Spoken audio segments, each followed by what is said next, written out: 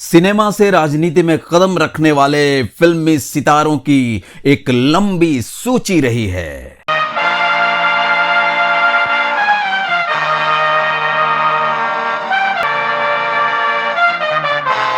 लेकिन इस एपिसोड में मैं इनकी बातें नहीं करने वाला हूं। तो फिर सवाल उठता है कि मैं किनकी बातें करने वाला हूं। हाँ, तो जवाब है कि मैं उनकी बातें करूंगा इस एपिसोड में जिनकी वजह से राजनीति में हड़कंप मच गया था। कभी कांग्रेस जैसी पार्टी की सरकार धाराशायी हो गई थी।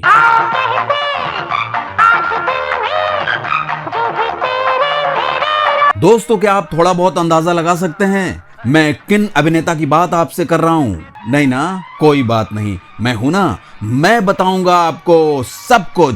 दोस्तों का दोस्त आशुतोष का प्यार भरा नमस्कार। दोस्तों, हमारी YouTube channel story farm production में आपका हार्दिक स्वागत है। मित्रों, आप जानेंगे इस मजेदार वीडियो में अभिनेता उत्पल दत्त और उनके कारनामों के बारे में, और साथ ही उनकी बेहतरीन फिल्मों के बारे में भी जिन्हें आप चाह कर भी भुला नहीं सकते।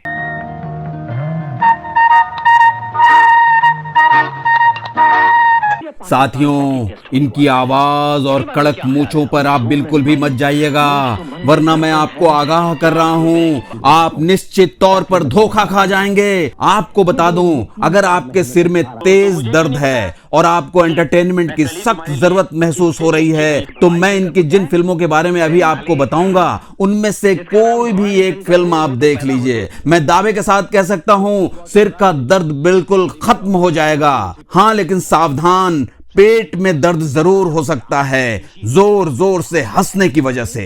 इसलिए इनकी फिल्में देखते वक्त सावधानी पूर्वक हंसने का प्रयत्न करना बेहद जरूरी है।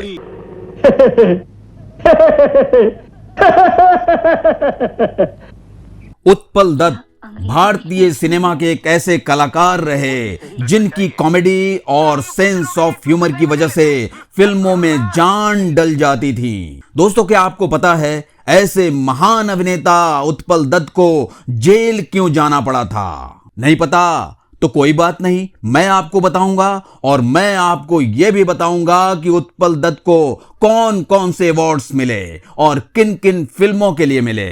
तो आइए बढ़ते हैं एपिसोड में महान अभिनेता और कॉमेडी के बादशाह उत्पल दत्त के साथ। आइए आइए। हंसाने के साथ साथ अपने नकारात्मक किरदार से लोगों के जहन में भय पैदा करने वाले संजीदा कलाकार उत्पल दत्त किसी पहचान के मोहताज नहीं। 70 के दशक में कॉमेडी से लेकर खलनायकी तक में जलवा बिखेर चुके उत्पल दत्त ने न सिर्फ हिंदी बल्कि बंगाली फिल्मों में भी अपने अभिनय का लोहा मनवाया और कई पैसा वसूल फिल्मों का हिस्सा रहे। खासकर फिल्म गोलमाल में उनका शानदार काम आज भी दर्शकों को याद होगा, ये तो लाजमी है। जिसके पास मूछ नहीं उसके पास मन ही नहीं है। तुम्हें सचमुच एक आदर्श शिक्षा मिली है। 29 मार्च 1929 को बांग्लादेश के बारी साल में जन्मे उत्पल दत्त भले ही फिल्मों में लीड रोल में नजर नहीं आए, लेकिन साइड रोल निभाकर भी वो दर्शकों के फेवरेट जरूर बन गए। उत्पल दत्त अपने हर किरदार में इस कदर रम जाते थे जैसे उनके लिए ही वो रोल लिखा गया हो। आइंदा कभी साले घोंचू बोला तो मैं तेरा मुंह नहीं देखूंगा। भैया, गलती हो गई, माफ कर दीजिए। दोस्तों, मुख्य रूप से हिंदी फिल्मों में उत्पल दत्त की पहली फिल्म सात हिंदुस्तानी रही। सात हिंदुस्तानी अमिताभ बच्चन की भी पहली फिल्म थी। बाद में इन दोनों की कुछ और फिल्में साथ में आई, जैसे the great gambler, Ram Balram, बरसात की एक रात, इनकलाब इत्यादि। कॉमेडी के धुरंधर उत्पल दत्त को खलनायकी में महारत हासिल थी या नहीं, इसका पता आप लगा सकते हैं अमिताभ बच्चन की फिल्म द ग्रेट गैम्बलर देखकर। इस फिल्म में उत्पल दत्त ने विलेन का काम किया था। इसके अलावा उन्होंने बरसात की एक रात और इनकलाब में भी विलेन बनकर तारीफें बटोरी थी।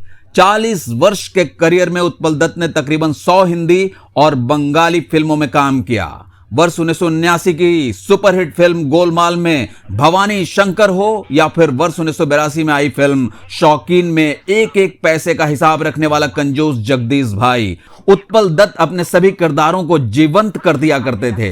वर्ष 1970 में निर्माता निर्देशक मृणाल सेन की फिल्म भुवन शोम के लिए उत्पल दत्त को नेशनल अवार्ड मिला था और साल 1980 में फिल्म गोलमाल के लिए film fair best comedian award से उन्हें नवाजा गया था। 4 साल पहले उनका स्वर्गवास हो गया। कितनी अफसोस की बात है कि लेकिन फिल्म गोलमाल के अलावा उत्पल दत्त के कुछ और भी मजेदार फिल्में हैं, जैसे हमारी बहू अलका, नरम गरम, किसी से ना कहना, शौकीन इत्यादि। आहा शौकीन। दोस्तों कुछ भी हो, फिल्म शौकीन की तो बात ही कुछ और है। आप समझ लीजिए शौकीन एक सुपर मजेदार फिल्म थी। इस फिल्म में 3 बूढ़ों की लाजवाब केमिस्ट्री दिखाई गई है। उन बूढ़े किरदारों को हमेशा के लिए अमर बना देने वाले कलाकार थे अशोक कुमार, ए.के. हंगल और उत्पल दत्त, और साथ में मिथुन चक्रवर्ती और रति अग्निहोत्री के मिश्रण से पंचफोरन का ऐसा तड़का लगा कि फिल्म का स्वाद लोग आज तक नहीं भुला पाए हैं। निर्देशक बासु चटर्जी ने ऐसी फिल्म बना दी जो उस वक्त सोच से भी परे थी। मेरे मन की प्यास अधूरी मुझे भटकाए।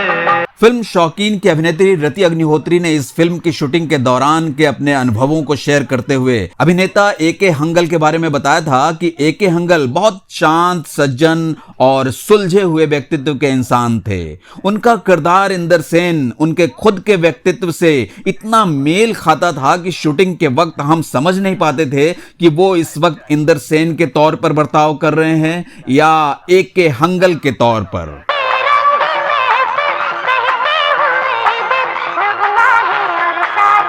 और अशोक कुमार यानी दादा मुनि के बारे में पूछने पर रति कहती हैं, दादा मुनि के साथ काम करना मेरे लिए बहुत मजेदार अनुभव रहा। शूटिंग के बीच ब्रेक के दौरान दादा मुनि को होम्योपैथी के बारे में अपना ज्ञान साझा करना बहुत पसंद था। वे विभिन्न बीमारियों के लिए उपचार सुझाते थे। जैसे अगर मेरे चेहरे पर कोई फुंसी होती तो वे एक विशिष्ट होम्योपैथिक दवा की सलाह देते। प्रिंसेस स्ट्रीट के एक दुकान से इसे लाने के लिए अपने ड्राइवर को भेजने की भी पेशकश किया करते थे। इन छोटी छोटी हरकतों से उनका देखभाल करने वाला स्वभाव और बारीकियों से किसी चीज पर ध्यान देने की उनकी आदत का पता चलता था। करूं जतन लाख मगर मन मचल मचल जाए। इसके अलावा दादा मुनि अपने जीवन यात्रा के किस्से साझा किया करते थे। हिंदी सिनेमा के इतने सीनियर और दिग्गज अभिनेता के मुख से फिल्म इंडस्ट्री के बारे में और उनके खुद के अनुभवों के बारे में सुनना हमारे लिए बहुत एक्साइटिंग हुआ करता था और हमें बहुत मजा आता था। जब हमने दादा मुनि के साथ बैठना और उनसे बातें करना शुरू किया तब पता चला कि वे कितने ज्ञानी और दिलचस्प हैं। पूरे दिन शूटिंग और शूटिंग के बीच उनकी छोटी छोटी बातचीत में हमारा वक्त कैसे बीत जाता था पता ही नहीं चलता था। और सबसे बड़ी बात, हमें कभी लगा ही नहीं कि हमारे बीच उम्र का कोई इतना बड़ा अंतर है। सच्चाई तो यह है कि हमारे बीच पीढ़ियों का अंतर था और हमें दादा मुनि ने कभी ऐसा महसूस नहीं होने दिया। मौका मिलते ही दादा मुनि अपने मजाकिया अंदाज में वन लाइनर मारने से चूकते नहीं थे। चलो हसीन गीत एक बनाए, वो गीत फिर बना। निर्देशक बासु चटर्जी के बारे में पूछने पर रति अग्निहोत्री कहती हैं, बासु दा की फिल्म निर्माण की शैली बहुत अनोखी थी। ऐसा लगता था जैसे आप पिकनिक पर हों। उनका दृष्टिकोण बहुत सहज था, हमेशा हंसते रहते थे, कोई तनाव नहीं, सब कुछ बस मुस्कुराहट के साथ होता रहता था। और ये 3 वरिष्ठ अभिनेताओं दादा मुनि, ए.के. हंगल साहब और उत्पल दा के साथ काम करना भी बहुत अच्छा था। और बेशक मेरे पसंदीदा मिथुन दा के साथ काम करना भी। गलियां महकी महकी उनसे प्यार। फिल्म शौकीन से आपका जुड़ना कैसे हुआ, इस सवाल के जवाब में रति कहती हैं, बासुदा ने सबसे पहले मेरे पिताजी से संपर्क किया। मेरे पिताजी ही थे जो हमेशा ये निर्णय लेते थे कि मुझे कौन सा प्रोजेक्ट लेना चाहिए। वे फिल्म निर्माताओं से मिलते थे, उनके प्रोजेक्ट की संभावनाओं का आकलन करते थे और अगर उन्हें लगता था कि ये ठीक है तो मैं उसमें शामिल हो जाती थी। बासु चटर्जी और ऋषिकेश मुखर्जी जैसे निर्देशकों के साथ काम करना किसी भी अभिनेता के लिए बहुत बड़ा सम्मान था। उनकी अनूठी शैली, कहानी कहने की क्षमता और उनकी फिल्मों की सादगी उन्हें अलग बनाती है।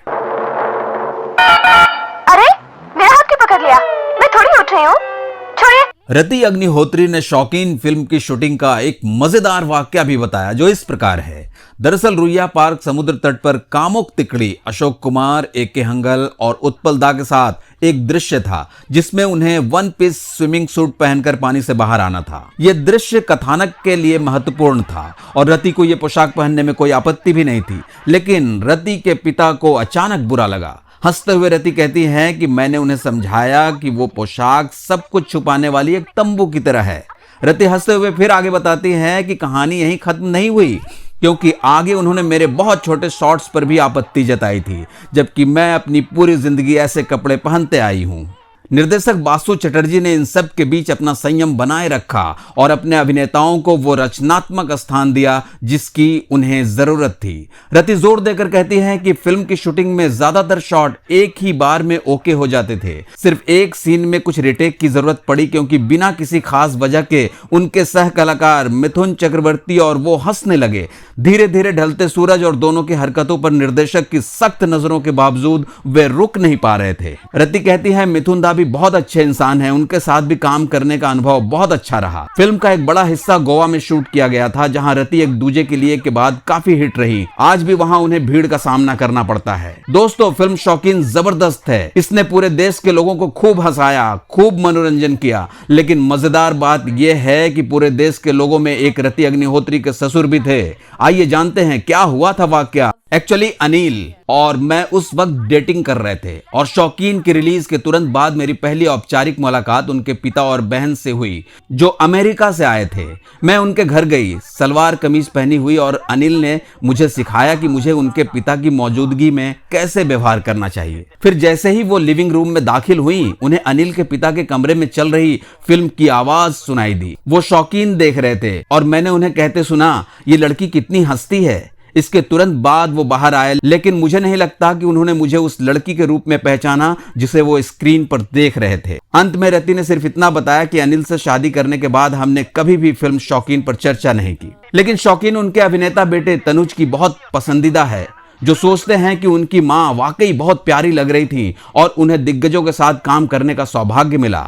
आज तीनों महान अभिनेता दुनिया से चले गए हैं और उनके साथ एक युग का अंत हो चुका है। उस समय की सादगी का भी अब अंत हो चुका है, क्योंकि आज महिलाएं कम से कम कपड़े पहनती हैं। फिल्म शौकीन में लड़की पूरी साड़ी में थी, उसका पल्लू बस थोड़ा सा खिसक गया था, और ये बात एक बूढ़े आदमी को उत्तेजित करने के लिए उस वक्त काफी थी। दोस्तों, ये थी फिल्म शौकीन की बातें, जो आज की पीढ़ी के लिए शॉकिंग भी हो सकती है, लेकिन जो बात सच है सो है। इसमें हम और आप कर भी क्या सकते हैं। भी कोई कंगना बोले पायल छनक जाए। दोस्तों, अब बारी है वीडियो की शुरुआत में कई बातों को कंक्लूड करने की। तो आपको बता दें, एक बेहतरीन थिएटर आर्टिस्ट, उम्दा कलाकार और सफल निर्देशक होने के साथ ही उत्पल दत्त एक मार्क्सवादी क्रांतिकारी भी थे। वर्ष 1963 में उत्पल दत्त ने नाटक कल्लोल लिखा। इसमें वर्ष 1946 के नौसैनिकों की बगावत की कहानी थी। वर्ष 1965 में इस नाटक के कारण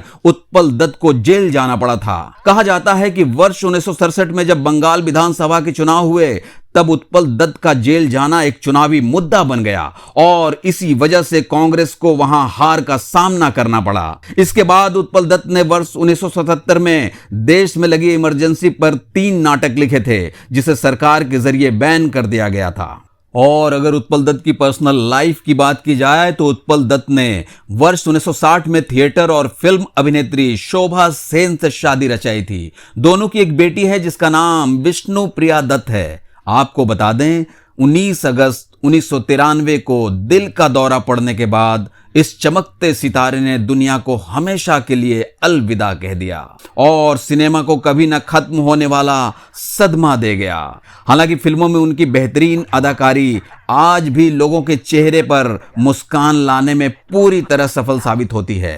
दोस्तों, इसी के साथ आज के इस वीडियो को मैं यहां विराम देता हूं। वीडियो में अंत तक आप साथ रहे, इसके लिए आपका हृदय की गहराइयों से धन्यवाद। आपको वीडियो कैसा लगा कमेंट करके हमें जरूर बताएं और हो सके तो वीडियो को शेयर और लाइक भी कर दें। अगले वीडियो में हम फिर मिलेंगे, तब तक के लिए बाय बाय, टेक केयर, धन्यवाद। जतन लाख मगर मन मचल मचल जाए।